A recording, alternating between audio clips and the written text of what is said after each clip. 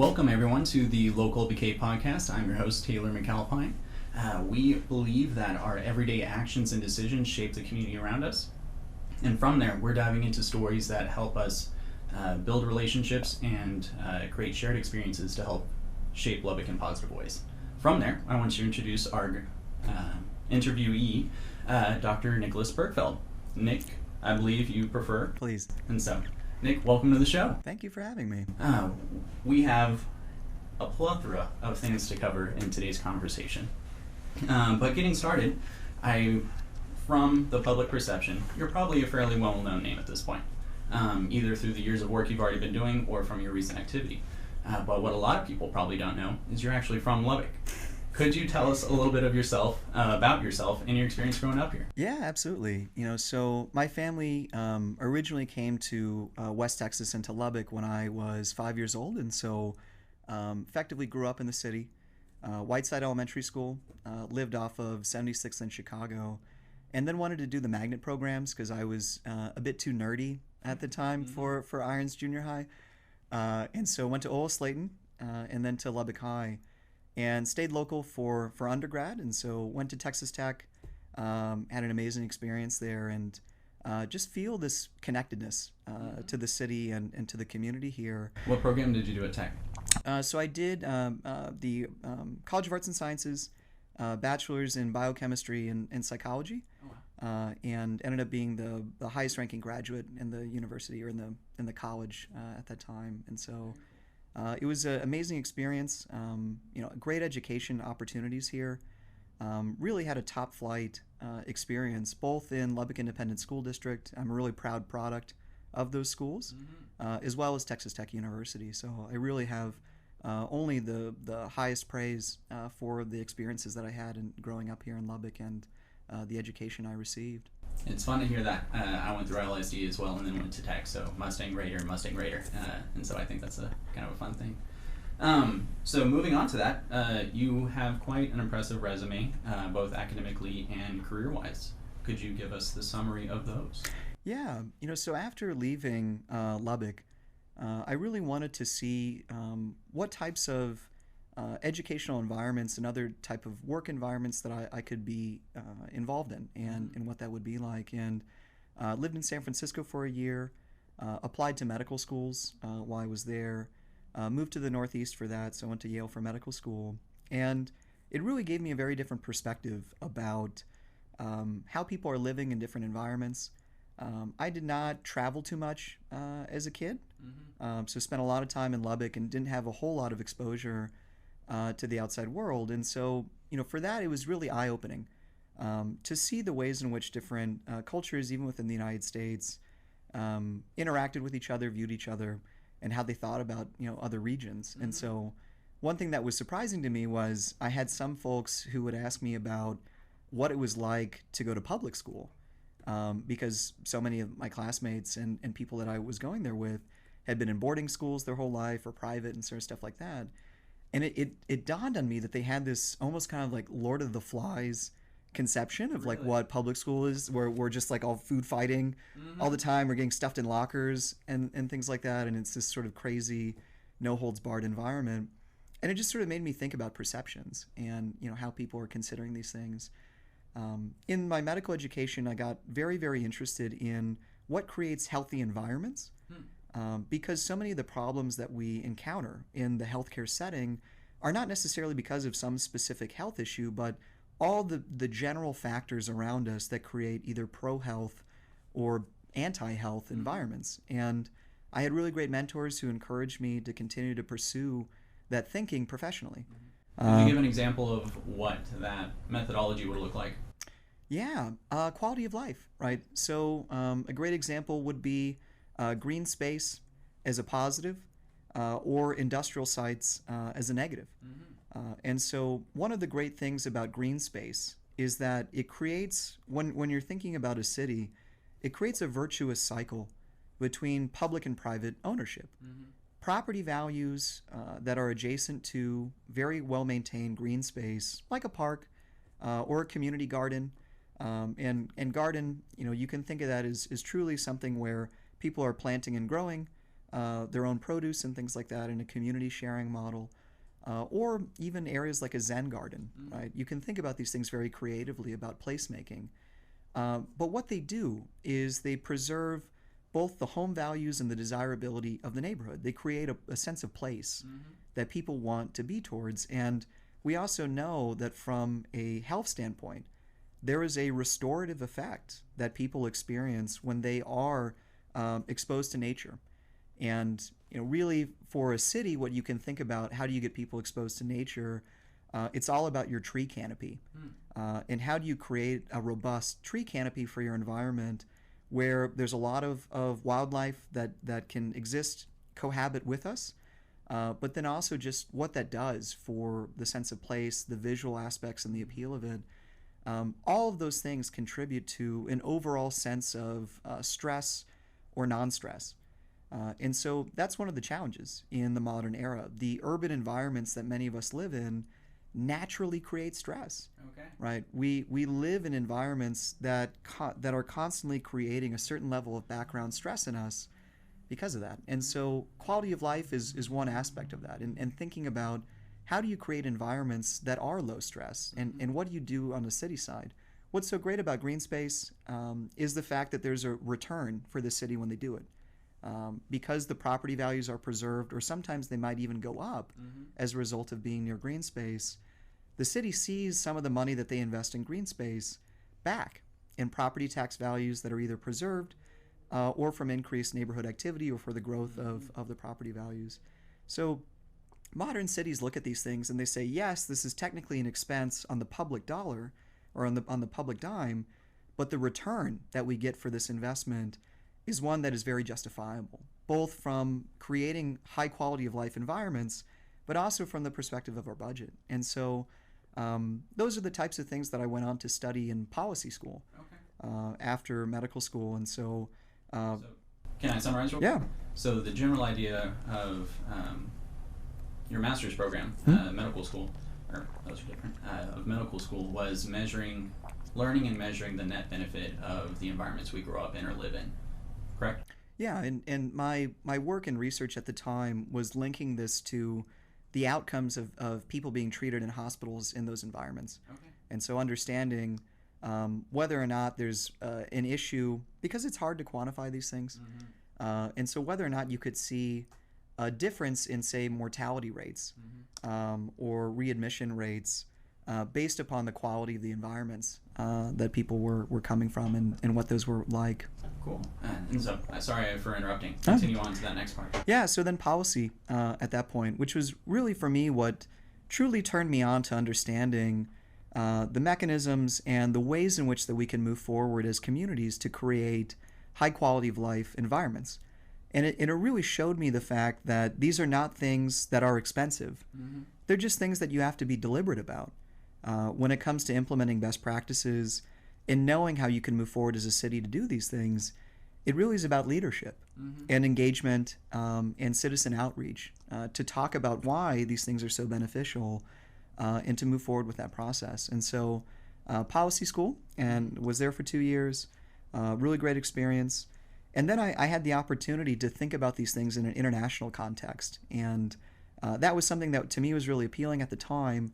And took advantage of that. And so I then worked for a special kind of investment company called an impact investor, which means that the investments that they do have, in the industry, they call it a double bottom line, which means that not only are the investments that we're making into the private sector, do they have to be profitable, but we have to show ways as a company, we have to show ways in which that investment is going to have a meaningful positive impact on the community.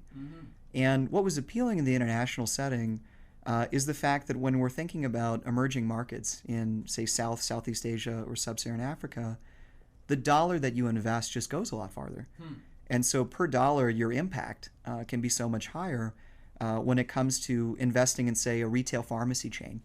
And, say, a $20 million investment in a retail pharmacy chain in Vietnam is going to open up 15 stores, something, it's like, you can, the scale with which you can do things just changes as a result. And there was a lot of appeal for me in that because the next stage in learning about how these things function is about understanding scalability in the process for it. And so was able to do that, lived in Singapore during that period in time. And when I wrapped up the work for that company, decided to come back to Lubbock to see how things had changed.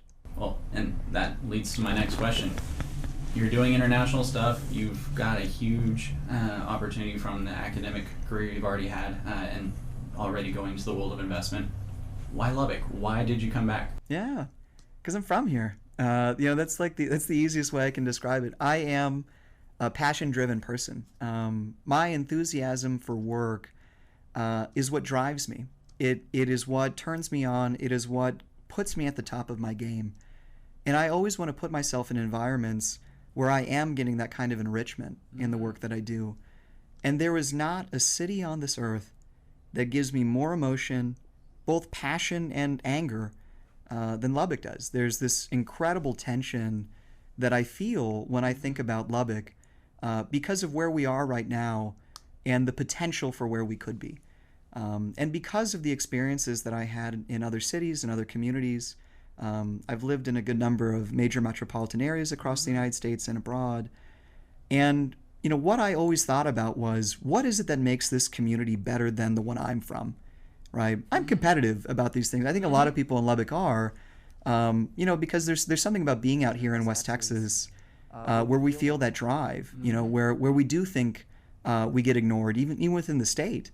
And I think there's just a chip on our shoulder, right? Even in our sports teams, I think we feel that way, like with Texas A&M. Now they're in the SEC, so it doesn't matter as much. But growing up, when I think about the rivalries, there's a lot of that comes with it, this sort of pride and sense of identity. And I feel that so strongly here. And between the emotional connection and the understanding of how just great and grand this city can be, between those two things is really what wanted me to come back and to reconnect and to have an understanding of what had been happening in the city since I'd been gone. And I'd been gone about 9 years, and now have been back 3. Gotcha. Referring to that passion you have for Lubbock, I think it aligns to a similar analogy I have of a lot of people allude to the fact that Lubbock is in a place that Austin was roughly 10 to 15, 20 years ago. And so with that, the market size, its growth rate, its opportunity for growth and potential. But from there, I like to look at the other ancillary elements that also play into that. And so, Lubbock is known as, Austin is known as the live music capital. And it makes me wonder, why didn't Lubbock get that title? What stopped us from having that? We have Buddy Holly, we have countless other names. And we have names still coming out of the incubator of talent that Lubbock is as an isolated market within West Texas. And so is it fair to say that that is a similar, just one example of the passion you hope for Lubbock? I love that. And that's such a great example of, because Lubbock, as much as we admire our musicians that come from here, it seems weird in that, with Buddy Holly, for example, we didn't necessarily have the greatest relationship with him when he left. And it's a challenge. There are a lot of talented musicians that have come from Lubbock, and one of the things that they talk about was the difficulties of getting recognition here. And I don't mean visibility to the outside world. I mean validation from our community. And it's one of those interesting anomalies that I think about Lubbock, in that we do such a great job in creating this environment that inspires people to want to move forward, to pursue the artistic arts, or to pursue the arts and to be involved in those things. And then simultaneously, we also are somehow creating a process that is telling them that the only way for them to truly grow as a musician, as an artist, is if they leave here. And it's this, to me, there's a frustration there, because I totally agree with you. I think we should have been the music capital of the state of Texas. It makes me wonder what it would have been like. Yeah, no, completely agree. And it's why don't we invest in our own culture, in our own history, in a more meaningful way? I think it's a really deep question about Lubbock and our psyche. Overall, is why is it that we don't immediately recognize how powerful it is to have such talented and visible and influential musicians to come from here, and question the fact that why weren't they able to find that solace, that connectedness to our community during that period? Because I mean, that's the thing, is they move, Mm-hmm. you know, right? Like some stage they move, and so it's not like we're creating the next Nashville, you know, or the sort of next sort of music scene. It's like we do a really good job of creating the talent, but then we do nothing to build a nest for them to stay and to figure out the ways in which that they can grow with us. So I think that's a great example of, in many industries. I was about to say, that's brain drain, just with a different name, not Boom. academia. Exactly, yeah. You know, and so I think there are many industries, creative industries within Lubbock, that are perfect examples of that, and musicians are just one of those. But yeah, absolutely, completely agree. So in that sense, you're a bit of an anomaly of having gone and gotten these credentials and coming back to the community. So one, thank you. But from there, I think that just addresses that there is so much talent. There are so many good people in this community. Personally, that's one of my favorite parts, having gotten to meet so many different business owners and community leaders. There's people that are from here that are good people that care. Yeah. And so from here, it's like, oh, how do we learn? How do we engage? How do we keep moving Lubbock forward? Yeah. Which leads to another part of the conversation. You moved back to Lubbock. What did you experience when you moved back? Oh, there's a big. I can make that bite size if I need to. Yeah, there was a big disconnect initially, because people were telling me, "Oh, you have to go out to the Southwest. You need to look at the West End. You need to look at these things. Lubbock is coming into its own." Right? Was the framing, you know, and the Milwaukee corridor was developed all the time you were gone, I'm assuming. Right, exactly, yeah. And so people were telling me, you've got to check out Milwaukee, you got to see the things that have changed and developed. It's like we're a real city now, is what people were telling me. And I drove out there, you know, I checked it out, and I was stunned because I know what suburban sprawl is, right? It, you know, and when you think about good design and where cities, great cities across the globe are going, they recognize that that is a terribly inefficient utilization of land. But on top of that, it creates a mismatch between the cost of liabilities, road repair specifically, and others, versus the revenues that you generate from that. And so when I drove out there, it floored me to see how aggressive as a city we had been in creating this sprawling, ultimately burdensome, cost burdensome style of design. And it made me ask the question, what was it about us that why we were doing this? And you know, I'd had policy training by then, and so I started to look at demographic maps of the city of Lubbock and how things had changed since I had been gone, and the trends of what was occurring. And the one that was so clear and really set me on the journey that I then went on for the next 3 years was the movement of wealth in the city of Lubbock. Was the changing neighborhoods and areas where families making over $150,000, and there's no magic about that number, it's just where the census data makes a cutoff between sort of high earners versus middle class. Do you know the median income for Lubbock at this point? It's around, the census is about to come out, so we'll have even new data. But depending on whether or not you're looking at updated census data, which is called the American Community Survey, or the previous census data, somewhere between 43 to 46 and a half or so. Is that per person or household? Household, median household income. Cool. Yeah. And what's surprising about that is it's low, right? If you benchmark that. Now, what's unique about Lubbock is that our cost of living is so low as well that even though people are not making a lot of money, you can get by here even with that. But what that means, though, is that our community is just getting by, right? In terms of the household income, in terms of the rent that they're paying, the cost of living here, we are very much so a paycheck-to-paycheck community as a result of that. And there's challenges that come with it. It creates a brittleness, right? The inability to pay for a $400 emergency bill. Not going to a hospital, just an emergency thing that you had to pay for. This, you know, I need to get my brakes replaced. Right. That was an unexpected expense. Unexpected expense, right. We are the textbook population in the U.S. that struggles to afford that, right? And so survey data across the U.S. looks at these things.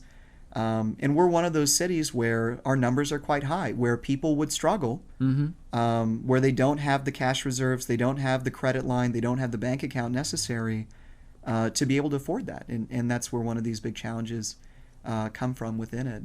And so I started to look at these things and seeing how the city had changed, seeing how a lot of that change was being driven by the migration, and that's important, not new wealth, right? We did get some individuals moving to Lubbock specifically to work in our expanding healthcare sector or to work as professors or administrators as Texas Tech expanded.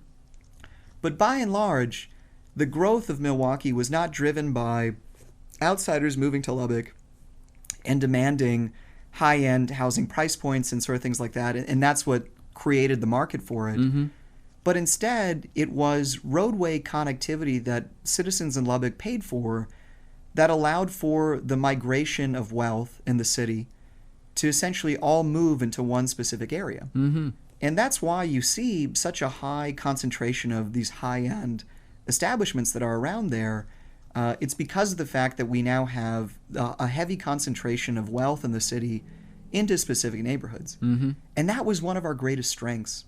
It's something that I point out a lot, is that modern neighborhoods are mixed income, right? And they need to be, because you want to have individuals living in a neighborhood across a wide variety of price points, across a wide variety of professions and careers. And Can I ask why? Oh, yeah. Because it's in good weather days, it doesn't matter. Okay. It's in bad weather days when the neighborhoods that don't have that kind of connectivity and resilience, that mixed income resilience, that collapse. And the reason is because in an economic downturn, generally it's an industry or a sector of the economy or something like that that's driving everything down. When you have individuals that are all the same housing price point, that are all working the same kinds of jobs in a neighborhood together, when downturns happen, the impact of that downturn is multiplied in the neighborhood. Because instead of one person being hurt and other people around them being able to pick them up or to keep the neighborhood going, all of a sudden, you now have an entire neighborhood that is devastated by the exact same economic crisis. And that's no bueno. Exactly, right? And that's where these challenges come from. And so I give the analogy of the 7 feasts of famine, 7 years of feast, 7 years of famine story when I talk about this, because in Lubbock, we've effectively been in 7 years of feast for a generation. Decades. Right. And we don't have an understanding because of these unique drivers of growth that we've had in our city over time. We don't have an understanding of what it takes to be a 21st century city. We haven't baked that into our policies. We haven't thought about that in terms of land use. And it shows. It shows in the Southwest. And that's really, for me, was the motivation, was because the city that I knew had enormous potential. All of a sudden, that potential was being threatened by this kind of weird appendage, this sort of playground for the wealthy that the rest of the city of Lubbock was having to pay for and to subsidize. And that's what's so damaging, is that by moving the wealth of the city out of what we think of the original city, the traditional city of Lubbock, the old city. A term you've used and something we'll reference later, the Disparity Report, Old Lubbock. Old Lubbock, And by seeing the wealth move outside of it, that is one of the biggest changes that is going to hurt us in the long run. One of the things that will lead to the demise of Old Lubbock if we don't course correct as a community. And so I spent the last 3 years, I was employed by Texas Tech's business school in a community engagement role. And so my role within that was to provide policy advisory services to local elected officials, and as well as community development organizations, and various advocates within the community. And so I provided that in policy advisory in best practices for economic growth and community development. And for me, this was really about, we just need to educate. If we just show the elected officials of the city of Lubbock these issues, and we talk about good stewardship of a city's balance sheet, we talk about good financial management, we talk about long-range strategic financial management, not what's happening tomorrow or next year when we get a property tax sugar rush from a new neighborhood being built, But what do we do about strategic long-range planning about the fact that Lubbock does not have a 21st century economy, right? And how do we get to a 21st century economy? Because we've been depending upon 20th century drivers of growth for much, much longer than any city our size or in this era has any right to.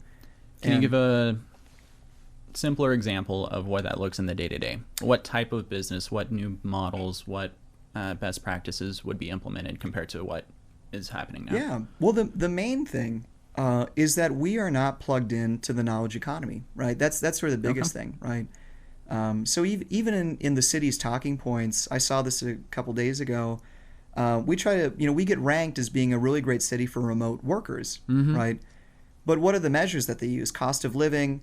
They use internet connectivity, internet speeds, or things like that.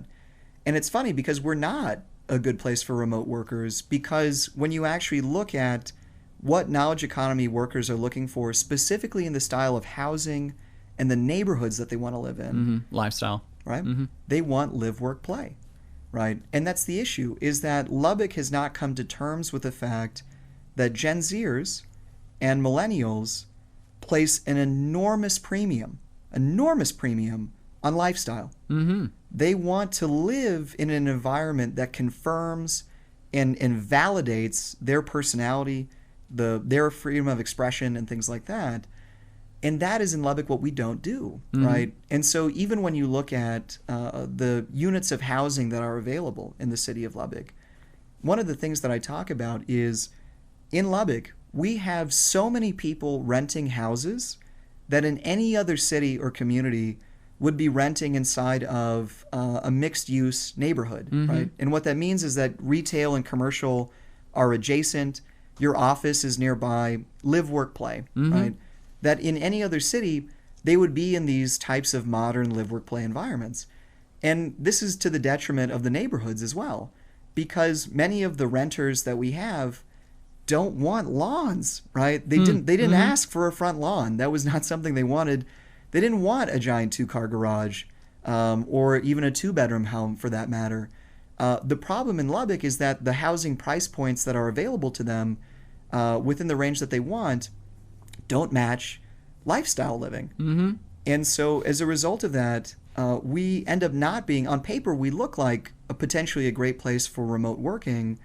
But for many individuals of the younger generations, the things that we struggle at are the exact things that they demand at the greatest premium. And that's one of the disconnects there when thinking about our city, where we currently are and where we need to get, right? Because, and it's not even necessarily just talking about the knowledge economy specifically, right? So that's content creation, graphic designers, writers, bloggers, video producers, things like that.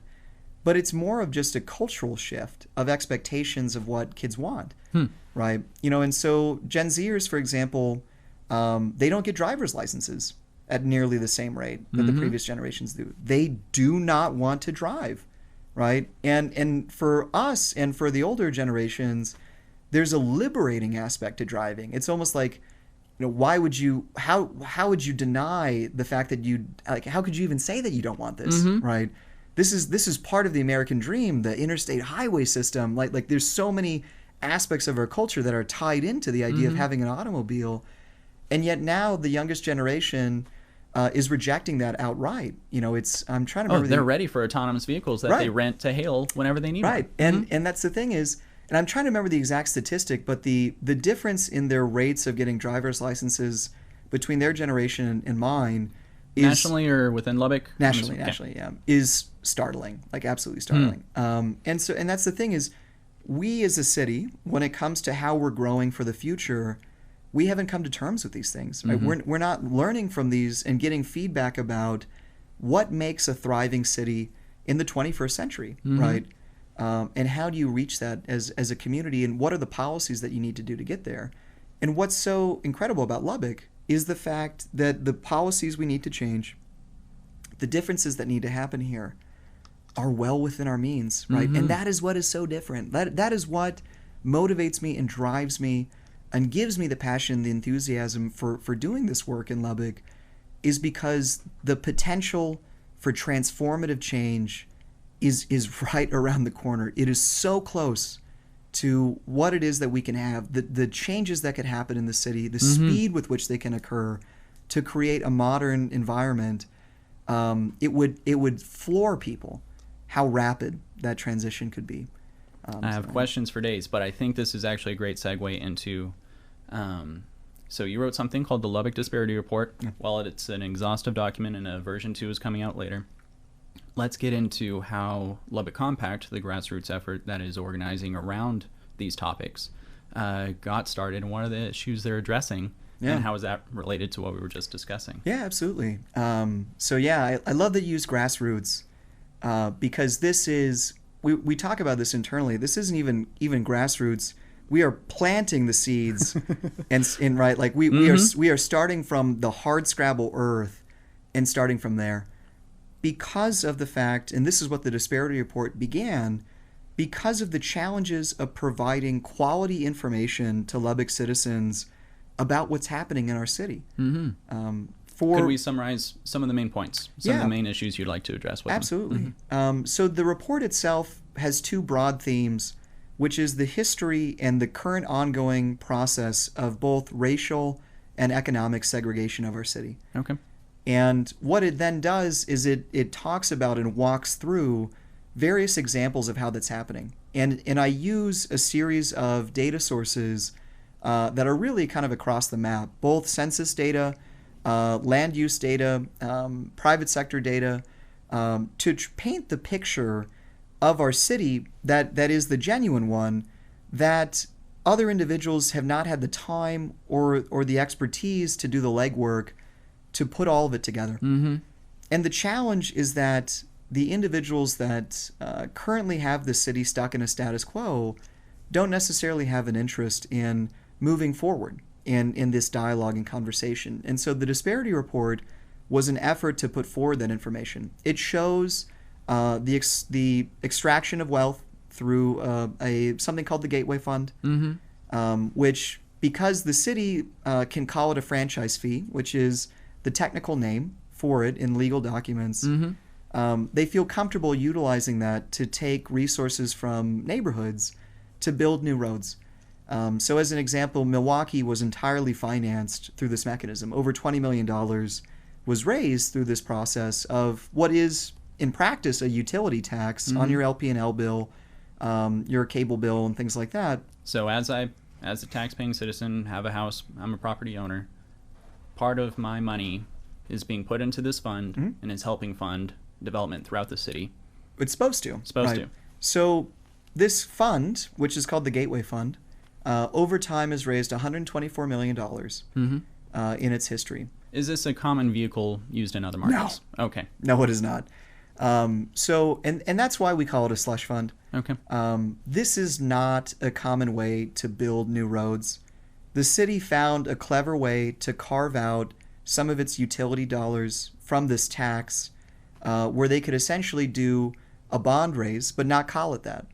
They effectively were able to raise this $124 million, which I point out is larger than both Lubbock County's bond raise that they just had us vote for new roads, right? Which we as citizens, we did the right thing. We democratically voted to expand roadways around some of Lubbock Cooper's schools because of all the issues that they were having out there, right? And as citizens in Lubbock, that's how that works. We vote on bond elections for large road infrastructure projects so that there's accountability in the way that we do this. In the same way that Lubbock Independent School District had a very large bond election that we all voted on the year before.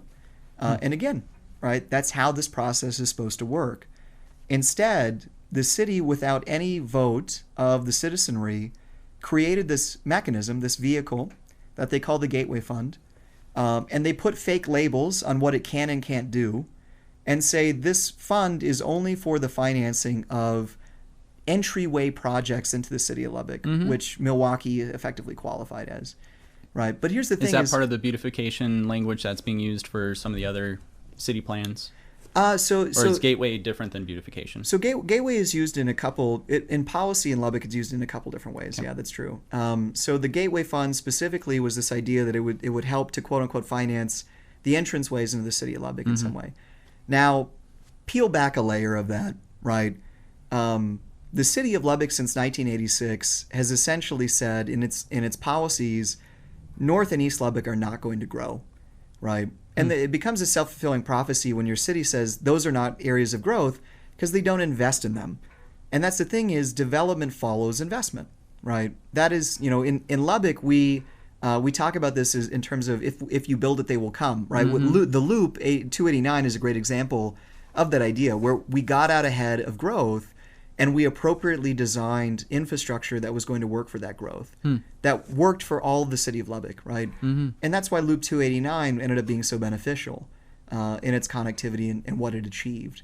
But with the Gateway Fund, even though that's the labeling that the city has used historically to describe it, because of the fact that the city's policies have said there is no growth that's going to happen in these other parts of the city, the Gateway Fund has been almost entirely focused on South and Southwest development. So of the $124 million, the overwhelming majority of it have been spent on effectively building connectivity so that the wealthy individuals of Lubbock could move out of Lubbock Independent School District and move into Friendship initially. Now Cooper is as that expansion sort of happened over the past since the early 2000s, and that's effectively what's happened. And so that's one of the mechanisms that Lubbock's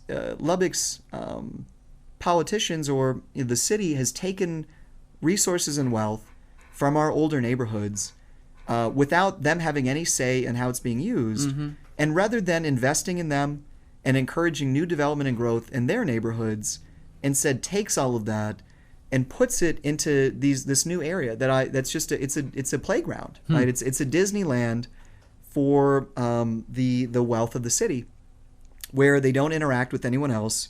Their kids go to a different school district. It's inaccessible. There's no public transit that goes over there, right? Like it is effectively a gigantic gated community that old Lubbock is made to pay for. And the Gateway Fund, which we consider to be a slush fund through a utility tax, is the most egregious way in which that happens, that process happens. But it's only one piece of this bigger puzzle of the various city policies that are subsidizing and forcing Lubbock citizens to keep building in this very unsustainable way, where we are sacrificing old Lubbock's future in order to build this Disneyland. Disneyland is fun, though. True, that's right. If you can get out there, right? And I've shopped at the West End, so it's, I have no complaints with that. And that's a difficult part of the conversation of, it's not that the people that live out there are bad. In fact, there's many great people out there, business owners from the community are choosing to build and live there. Right. But from my perception of Lubbock Compact, y'all are doing a great effort to bring about awareness of something Local LBK is trying to address in a different model of, we see the enemy in Lubbock is apathy, which is almost the cousin of ignorance. And so let's help create intentionality understood through awareness of how your day-to-day activities impact your community. So that's why we as Local LBK encourage people to shop locally. Those dollars in our community, rather than going to a corporate franchise or an online store based somewhere else, actually stays in our community. And even more so beyond the economic effect of that, well, that's creating a livelihood for your neighbor. We're trying to tie me buying something at the sandwich shop down the road to supporting my neighbor that lives in my neighborhood, hopefully, or at least within my city. And so that's a lot of the perspective and awareness we're trying to bring. Could you translate that in a similar way for Lubbock Compact? Yeah, absolutely. And first, the intentionality aspect, it is one and the same. Okay. Because the challenges that we face, and I think this is true for localism in the same respect, is citizen education and awareness of understanding the implications of the decisions that we make and the decisions that our leaders make, right? And by extension, because this is a democracy, what it is that they are advocating for us or on our behalf and thinking that these are good things. And so for the compact, when it comes to when I talked about this idea of we're planting the seeds, this is, the grass isn't even there yet. this is really where we're at. It's about citizen education in understanding that if you are deliberate, if you are intentional in your actions in the community around you, you can affect transformative change. Mm-hmm. And whether that be for the compact, where we're focused on creating smart growth municipal policies, best practices that are not budget busting, that are well within our means to create essentially a thriving, unique, and inclusive city, or whether it's driving forward with providing the education of how important it is for every dollar to circulate through our economy as frequently as possible, and the impact that has on our neighbors, the impact that has in our community. And tying that back into the 21st century economy of lifestyle, knowledge economy, I think of things in ecosystems, and that's why I think a lot of these conversations are intertwined. Yeah, 100%. And you're exactly right. When you think about a 21st century economy, it's a localism-focused economy, right? Because there's an understanding that there are positive feedback loops that come from people being in touch with people, right? In their neighborhood, having that connectivity, having that sense of connectedness. Because, this is an overarching issue in the United States today that is getting more understanding and recognition, but social isolation, right? And the impact that isolation has, whether that be isolation of interest or physical isolation, or the feeling of being socially isolated. So there are even in the self-perception of exactly, right? When people are surveyed, even individuals that say that they have a lot of connections, when you look at the health outcomes, it's whether or not they feel as though that they're connected, right? The perception of connectedness. And so great environments, great economies, great ecosystems create that connectedness, right? Where you do feel that you're part of a bigger story. You do feel that connection to it.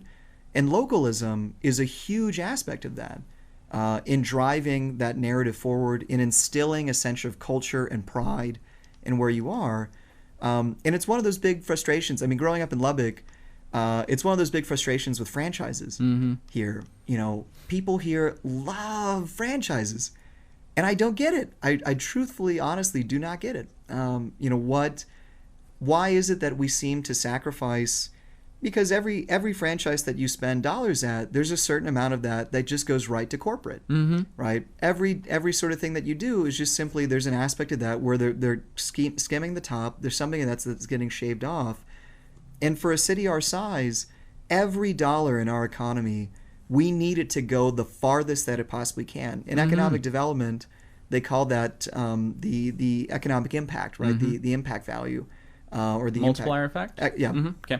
And so this multiplier effect, what it ends up doing is, and it's different for every industry and every sort of part of your economy, but what it gives an indication of is when you spend $1 in your economy, that dollar goes to the shopkeeper.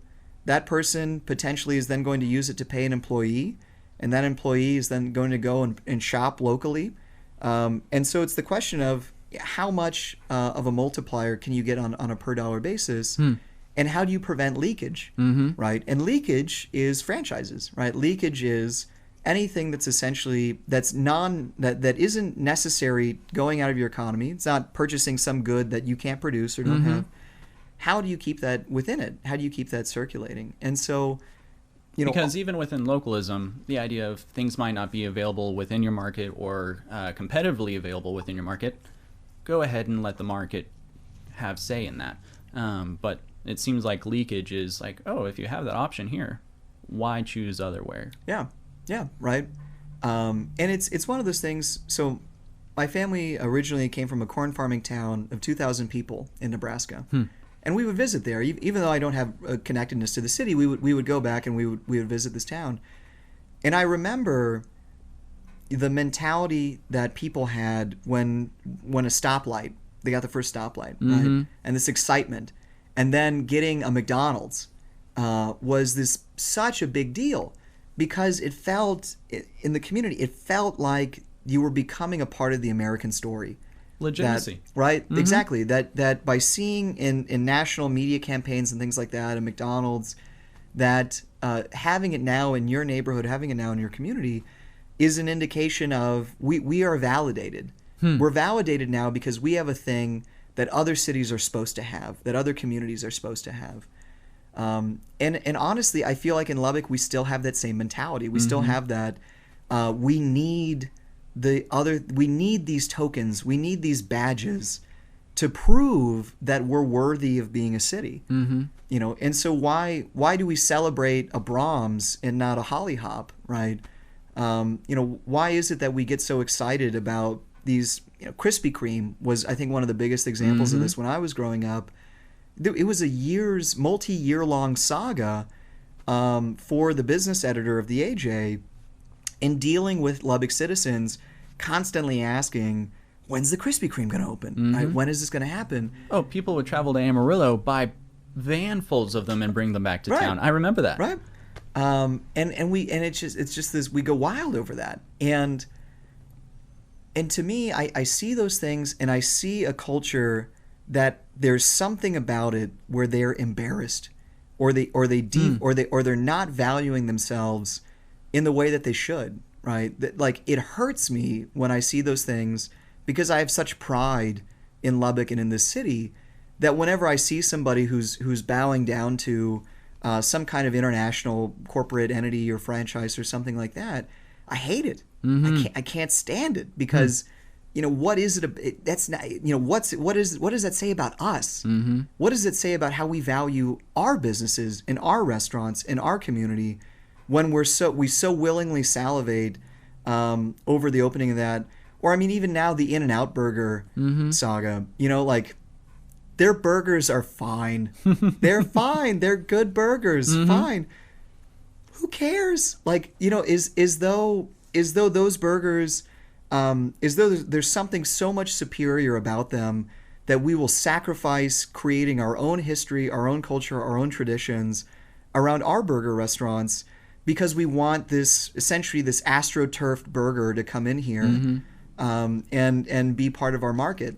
And to me, I'm like, go to Christaki Burger, right? Like, there are fantastic, you know, restaurants here in the city, locally owned and operated, where you're getting the same quality of product. But yeah, you know, you're not going to see a national ad campaign on you know, ESPN talking about it, right? That doesn't mean it's bad, right? It doesn't mean it's wrong. It doesn't mean it doesn't have value. If anything, Texas Monthly or the Travel Channel prefers to do a segment on that, the uniqueness of a destination. Right. Yeah. And two quick thoughts. One, from my understanding, most franchises started as an independent mom and pop shop and scaled. They learned how their business worked, and they learned how to multiply that. So from there, something I would love to see is, well, why isn't Lubbock producing those unique franchises that are the concepts in new markets, bringing that wealth back to Lubbock? Yes, I love that you went there. Yeah. On the flip side, the fact that Lubbock, for the knowledge economy, for the 21st century economy, for retention, for quality of life, XYZ, I would love to see us continuing to support local, not just because that's the industry I'm in, but because of what it does in making us a unique destination, of getting people to travel, to support, to get outside money in our community, because we're such a unique place. And that's where my understanding of marketplaces, how we're going to compete against Dallas, Austin, Houston, if we show them how shiny our things are, not because they have them too, but our unique diamond in the rough that is different than theirs. Yeah. And so that's why I like standing on the localism platform, because, well, hopefully my neighbor can start that food truck that turns into a brick and mortar, if they want to, that succeeds and gets Lubbock on the map for something. Agreed, right? And I love that you went there, because this is something that I pitch about Lubbock, is this idea that ideas that come out of Lubbock could take the world by storm. And the reason for that is because we are large enough of a market, right? 270 some odd, thousand. And when people talk about the region, 300 plus, almost 500,000 throughout the whole West Texas area. Right. And when you think about the size of our market and what it is that you can perfect here, we are a perfect place to pilot and to beta test and to do your initial scaling, right? Where you are focused on, how do I perfect my business model how do I get what people call the unit economics of my style? How do I get the unit prices right? How do I make all these things work? How do I make all this pencil out? Lubbock is perfect for that because we're just big enough as a marketplace and as a city where we have the population you need to test scale. But on top of that, the cost of living here, the cost of development here is so low. Your tolerance for risk. Boom, so much higher, right? And not only that, but one of the pitches that I ended up making, and this is why I was so excited about when you said that. So I do a lot of work with Texas Tech's Innovation Center. And one of those conversations was pitching Capital Factory, which is a large-scale organization that does investments and scale startups in Texas cities. Dallas, Houston are kind of like their major hubs, and Austin are their major hubs. And we were pitching them on the idea of you should open up a satellite here, and have some programs here and sort of things like that. Let's start a relationship. If you're the Capital Factory of Texas, the western portion you're not representing right now. And the big pitch that I was a part of and what we were talking about was understand that from an investor standpoint, if people are scaling their startup in Lubbock first, the dollars that the investors are putting in are going a lot farther, right? And in the startup industry, what people call the runway of how long is that startup going to be able to exist before they run out of money, and so then you measure that by your burn rate in terms of how quickly that disappears. And that's the thing is Lubbock is a low burn, long runway environment, and that's what's so great about it is.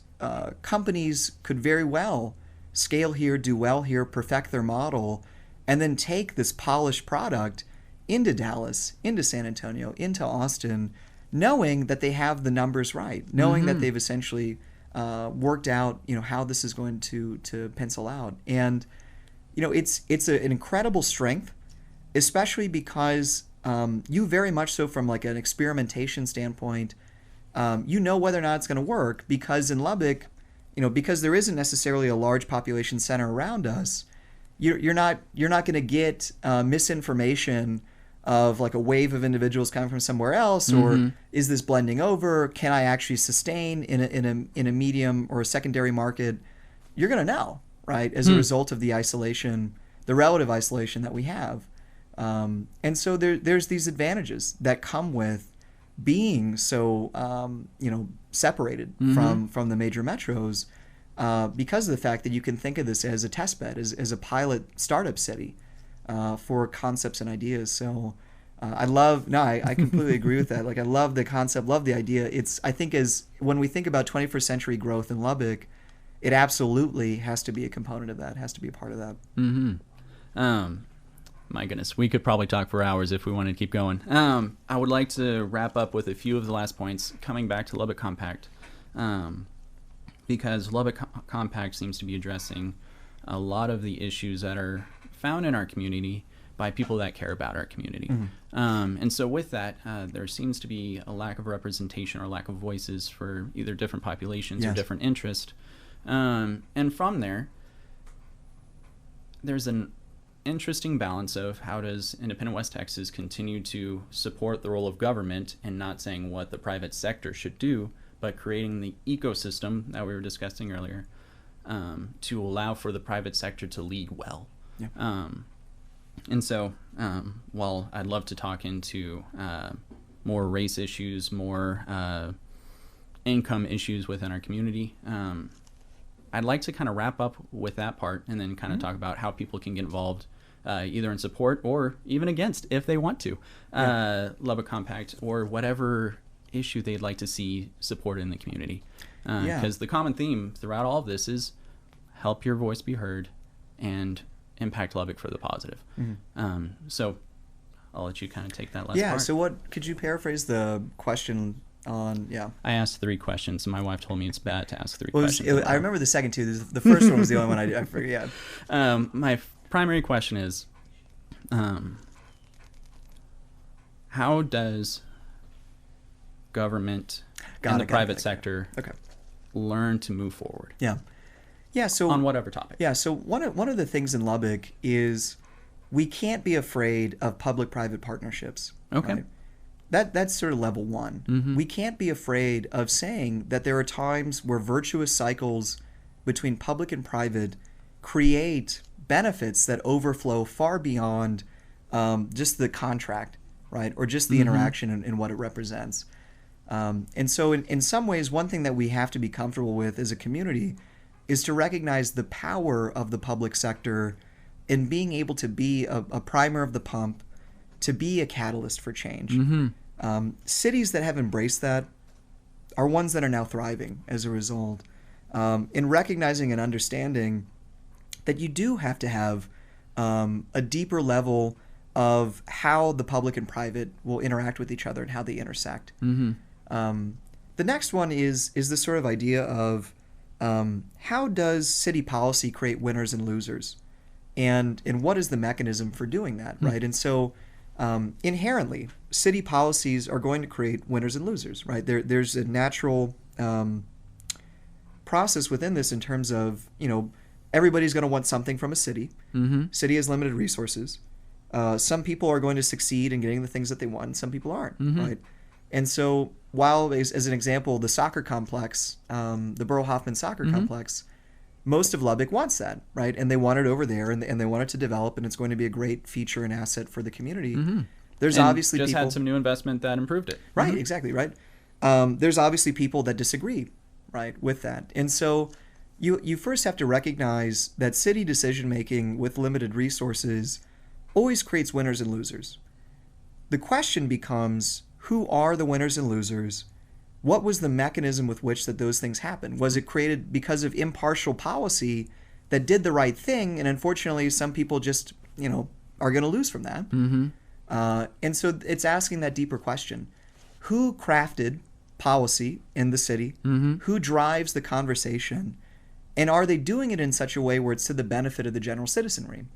And what you find, and this is not unique to Lubbock, but in cities that haven't created their own sort of new economic growth drivers, their new wealth creators, or wealth creation processes, they are heavily dependent upon their real estate communities for any kind of development growth or things like that. And so because of that, there's a huge amount of deference to the real estate community in cities Lubbock size to essentially make sure that they're kept happy, that they're being able to do what they want to do and things like that. In a situation like Lubbock, and what we fight against with the compact is the fact that the policies that we put in place to help benefit the developers 20, 30, 40 years ago don't make sense anymore. They don't make sense for us anymore. They make sense for the developers because the only reason why they continue to develop in the South and Southwest is because of the fact that their pockets are getting lined by citizen money to do it, right? We are subsidizing to an enormous degree the new developments that they build out there. And so as a result of that, they love the status quo. They would love it if Lubbock never changes, never adapts to the 21st century, never becomes a modern city, because for them, there's an intense profit motive to be able to keep that going in the way that it is. So in a sense, money has continued following money, and there's been a lack of innovation in changing the model. Exactly, right? And so, and that's to say, in Lubbock, the challenges that we face are well within our means. The cost of them is something we can afford. The policy initiatives that we have to move forward with are not unique, right? If Lubbock just simply adopted best practices in urban design and planning, and we moved with a smart growth approach to the way that we develop in the future, this city would change overnight. It would be dramatic, the impact that would have. And so for the compact, that's really what our work is about. And so we have to wake up Lubbock citizenry to the fact that we have this power. We have this transformative power to create one of America's greatest cities right here in our own Lubbock. But what it requires, and this is not a big requirement, but what it requires is for democracy to function. There are at least 190,000 people in the city of Lubbock. That's 140, 150 or so living inside the loop, and then another 40 to 50 living in the adjacent neighborhoods that are around that absolutely are demanding that this style of development be the future of Lubbock. And even for individuals that are, say, living in these newly built neighborhoods that will be burdens to us in the long run in terms of their costs, even the individuals living in those neighborhoods recognize now, as they read the report, as they get an understanding of these changes, why we need to reshift our focus and why we need to think about old Lubbock now, think about restoration, think about preservation.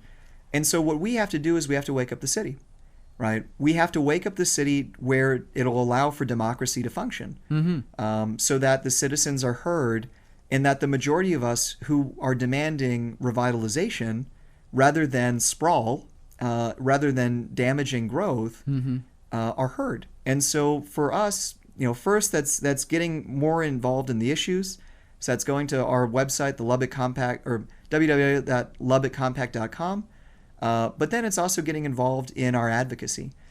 So we do targeted advocacy around issues that we think are absolutely essential, that we need to have a conversation as a city, or that we need to make sure that citizen comments are part of the dialogue. So one of the fights for us right now is around a program called impact fees, which tries to make developers pay for, not all, but pay for some of the costs of connecting their neighborhoods to the city of Lubbock. Right now, as a city that doesn't have impact fees, what happens is that all of Lubbock's citizenry pays for their connectivity, right? Rather than the developers actually having to pay for that. It's a huge subsidy that we give to them. One of the numerous subsidies that we give to them. And so impact fees, Lubbock is currently going through the process of making them. Which, summarizing part of the community conversation, most people aren't even arguing if impact fees should exist. It's how they're implemented. Right. And that's the issue is even the developer community says growth does not pay for growth. And they acknowledge that. They acknowledge that these things, as they're growing and being financially, making money hand over fist, that cost is coming from somewhere, and it's the subsidies that we give them. Impact fees allow for Lubbock to get some of that money back. Not all of it, not even close.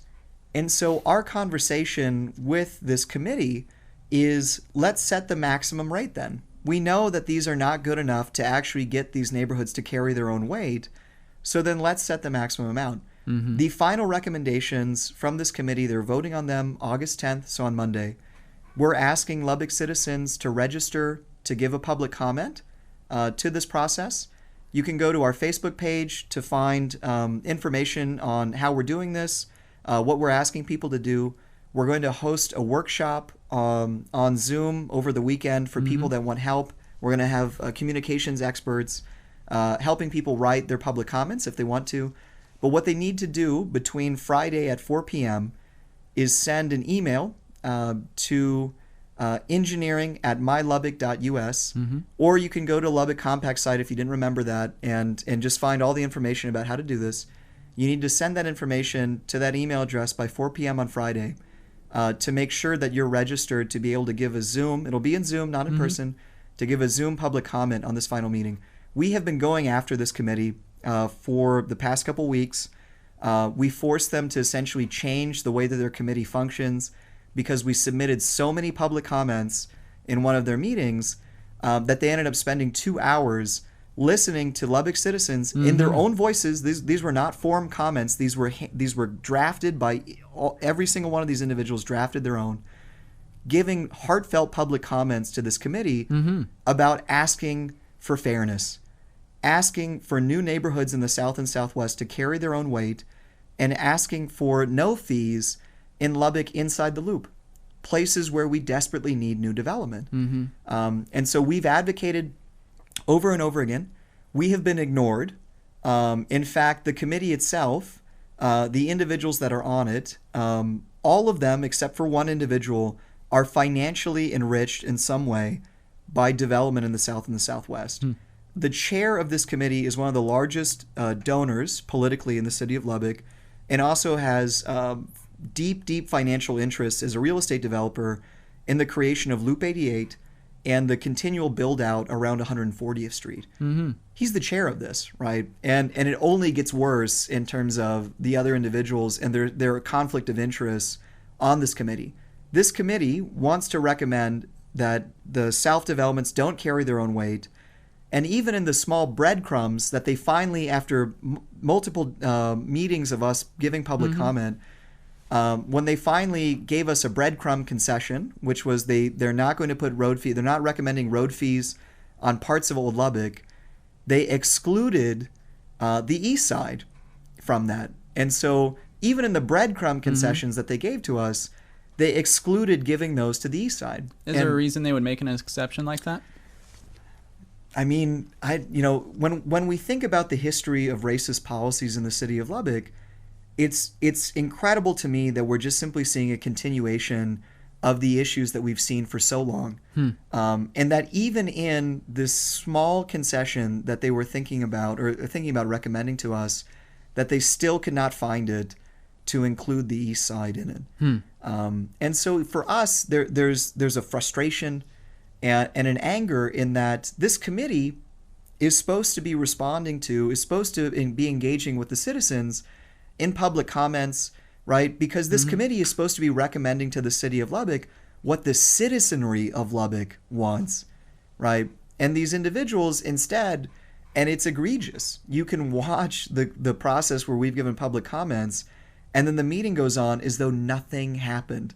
It is completely ignored in the dialogue and in the decision making and in the processes that they go through. And this is the thing, is that's how things work typically in Lubbock, is that they think if they ignore you, eventually you will disappear.